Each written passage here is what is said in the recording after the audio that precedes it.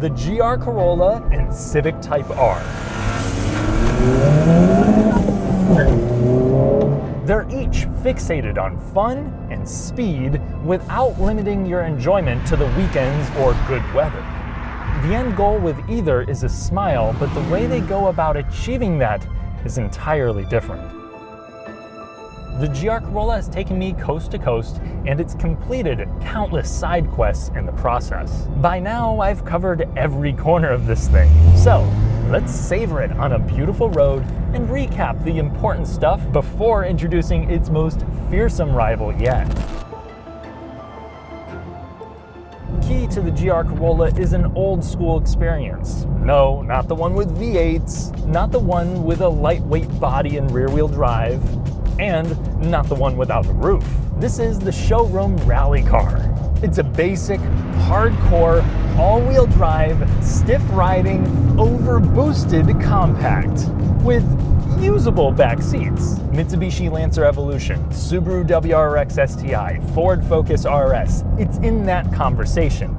Unless you're a hater, in which case it is a $40,000 plastic box with 3 cylinders and no cojones.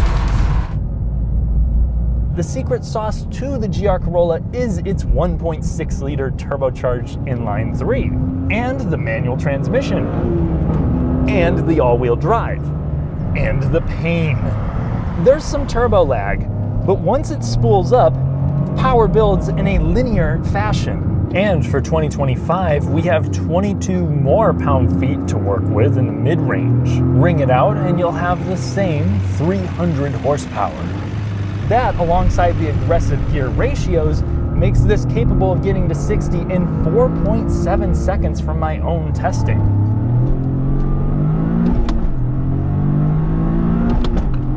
It's quick, and it's happy to rev.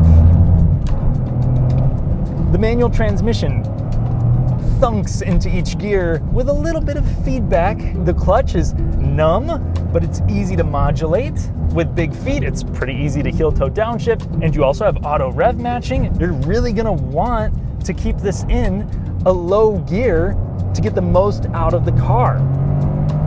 But because this is turbocharged, it still has a usable amount of mid-range power at least. And if you don't want to be making all of the decisions, Toyota just released an 8-speed automatic that checks your vibes in multiple ways when deciding on shift points, instead of just reacting to how you push the throttle. But even if that transmission could read my mind and teach me the true meaning of love, I couldn't imagine deleting this crucial part of the car's personality. And if you want more detailed car content with personality, consider subscribing and hitting the bell for notifications. Thank you. And then, this also comes with standard all-wheel drive, which means the grip is endless, and for 2025, it comes standard with the front and rear limited slip differentials, something this car already has. It's capable of sending up to 70% of torque to the rear axle, but it doesn't hold that kind of torque split. In fact, sometimes I do wish it felt more rear biased. This has a tendency to plow forward like an old Roomba going down a staircase. With the stock tires at its limits, I wasn't impressed. But since adding the Michelin Pilot Sport 4S tires, this feels noticeably more direct. The confidence of the GR is nearly unparalleled. The car feels nice and compact. Oh my gosh! Through tight roads like these, the suspension does have a little bit of body roll, but it remains very poised on most road surfaces. And even when you're pushing the limits of the car's traction, it still feels stable. The brakes are firm, the steering is tight and quick, with a little bit of feedback. I have a decent idea of what the front end is doing, and when I'm pushing it too hard, it's tight and well weighted, making it incredibly predictable too. But once you get it to a track and the speeds go up and the understeer becomes more prevalent, you're gonna lose some of that communication. And if you're hot lapping the thing, especially in the heat of summer, there's a good chance that you'll get the all-wheel drive system to eventually overheat, which will then take the car back into its front-wheel drive roots. For 2025, Toyota did add rebound springs, and they tweaked the mounting points of the trailing arms to further improve stability, and they also added more cooling up front. but surprisingly no new hardware to help keep the all-wheel drive system cool during hot laps. They did retune the all-wheel drive modes with the new track configuration, allowing the car to swing toward front-wheel drive more often, so maybe that'll help a little. On ignored city streets, the GR Corolla is tolerable if you're tough, but if you're surrounded by mostly awful tarmac, I'd probably look elsewhere. Potholes can crash through the cabin, but over most small imperfections on the highway, it smooths out the road just fine. Road and wind noise are pronounced, but not overbearing until the stock rubber has 10 or 15,000 miles. It also comes with Toyota's latest Safety Sense 3.0, so the adaptive cruise control and lane centering are good. There's standard wireless CarPlay too, along with a full digital gauge cluster that's nicely configurable. For 2025, most grades will have a heated steering wheel, heated front seats, and suede upholstery. The Premium Plus will even add some nicer materials throughout. The seats are unremarkable. They're agreeable for long distances. I've driven this 5,000 miles in 3 weeks, and I'm still ache-free. And they hold me in place well enough on a back road. Just not on a track. The seats, the steering wheel, the shifter, the big handbrake, they're about the only things that feel really distinct from just any other old compact. That's just not what you're paying for when you buy one of these. Same goes for passenger space. My knees perform a cavity search on the front seat if I try to squeeze behind myself. Though it's fine for short trips and kids, the cargo area is also sufficient for long journeys if you can fold down a seat or 3. But obviously the GR is more petite than the Civic Type R, and to me it looks more awkward for 2025, as the GR Corolla has gone cuckoo for cooling and added a Joker mouth. The Type R is more tasteful. There's a few functional vents and some side skirts to make it look sporty, and then of course a properly massive wang that doesn't really blend into the design, but at least you don't need to pay extra for it. I like the wide-body GR Corolla. I think it's more unique, but the Type R earns more style points from me. And its stretched out proportions lead to more space, but the difference is astonishing. The trunk is handily the biggest of any car in this series. It becomes even more ridiculous when you fold the seats. And even if I'm lounging in the front at 6'3", I can still fit behind myself with my head and knees rubbing surfaces just a little. There might not be rear console vents or USB ports, but you could make this a family ride so long as you don't need a middle seat. Apparently the payload capacity just couldn't handle that. And up front, we have red. It's in the carpets, it's on the seats, it's in the seat belts, which actually I think is pretty cool, and it's in the gauge cluster and badge. While it is obnoxious, this does make it distinct from the regular Civic. You know you're in something special or something that makes teenagers happy. It's also just a good-looking cabin for a compact. You have good-looking metal and metal-mocking materials. The controls are clicky and satisfying. The infotainment is basic yet functional and comes with wireless CarPlay and Android Auto. Fitment and construction is good, though not perfect. Some panels begin to buzz a little bit while I'm driving. There's also some cheap mock suede throughout. The metal shift knob could use some leather so it doesn't initially burn or freeze your hand. And for the price tag, I really would have liked to see heated front seats or a heated steering wheel. But hey, at least you do have a wireless charger that actually works, and there's a standard Bose sound system which comes with decent bass, and while high frequency clarity has some room for improvement, it's a definitive upgrade over the JBL in the Toyota. Plus, it has an armrest and some good storage with deep cup holders. The Honda might cost roughly $7,000 more than the Toyota, but at least it has the quality and aesthetics to help justify the price jump. However, does the driving experience reflect that too? In summary, yes. The turbocharged K20 inline-4 has less lag, noticeably more mid-range grunt, and a little more top-end power too. It might sound like a vacuum when the fake engine noise isn't playing Masked Singer, but it's plenty potent, and torque steer isn't a problem, which is really impressive for a front-wheel drive car with this kind of power.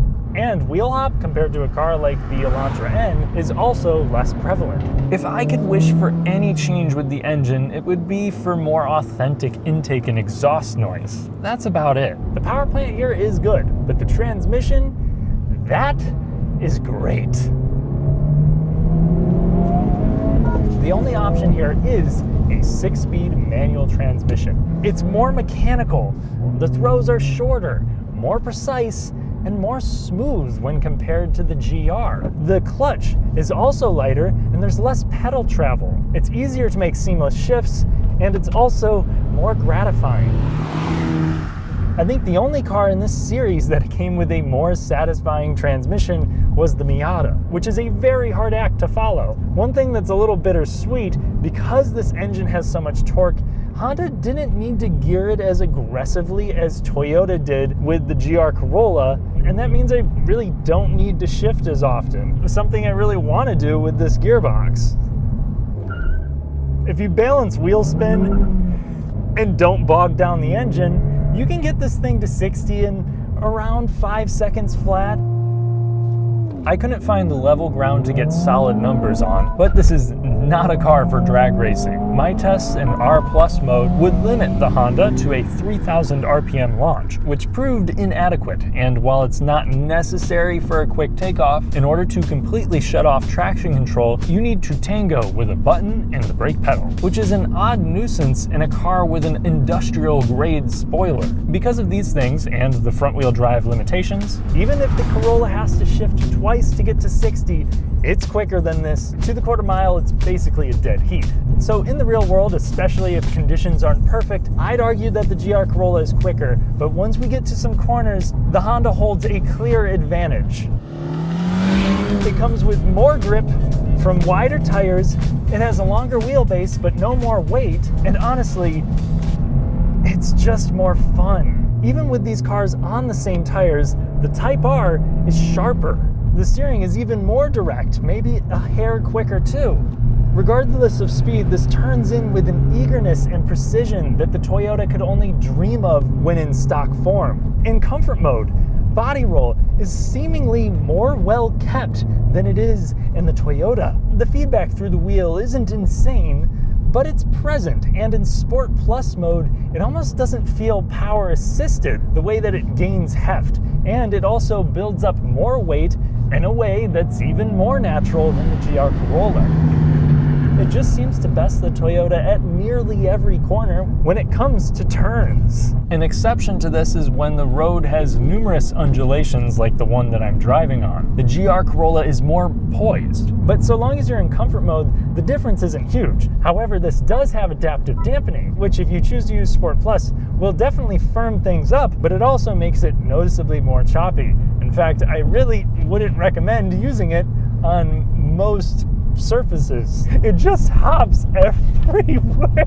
I don't even know how the car is still gripping when it's doing that. So we're just gonna switch it back to individual and leave it there, as I don't want to turn this $47,000 Honda Civic into a bouncy house. I do have one disclaimer. Since this shares its suspension hardware with the Integra Type S, you can swap in the Acura's ADS module to improve the Honda's composure over imperfect pavement. And over tough pavement, this also has an advantage over the GR Corolla. It's more forgiving over potholes. Small to medium-sized imperfections also don't pronounce themselves as much. And at highway speed, it seems like tire noise is more pronounced, but wind noise is reduced when compared to the GR Corolla. But overall, when it comes to cruising, this has more comfortable seats, a better sound system, better ride quality, and more space. Plus, the gearbox is more rewarding. The handling is second to none in this class. The torque is more plentiful, the lag is less prevalent.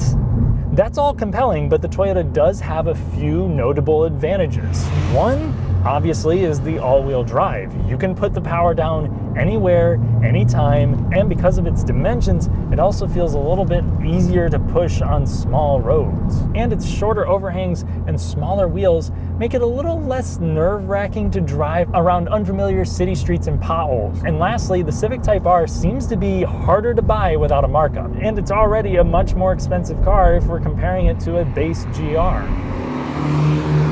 When it comes to running costs though, both of these are performance cars. You got performance brakes, you got tires that aren't cheap, and both of them are gonna sip on premium fuel. The GR Corolla's advantage is that it comes with port and direct injection, so there's no worries about carbon buildup on the intake valves, and the GR has a more tried and true vacuum-operated wastegate versus the electric one in the Type R. The tires on the Type R will also be substantially more expensive as they are wider with less sidewall. On the flip side, the GR Corolla has caught some bad press for a couple of fires lately and a poor warranty response, but I think I need more details and time to make a conclusion on that matter. You're much more likely to encounter interior rattles, vibrations from weak engine pitch mounts, and infotainment bugs with the Corolla. Personally, I've had to replace my infotainment system, and on rare occasions, I'm noticing an odd squeak/rattle that you can hear clearly from the outside.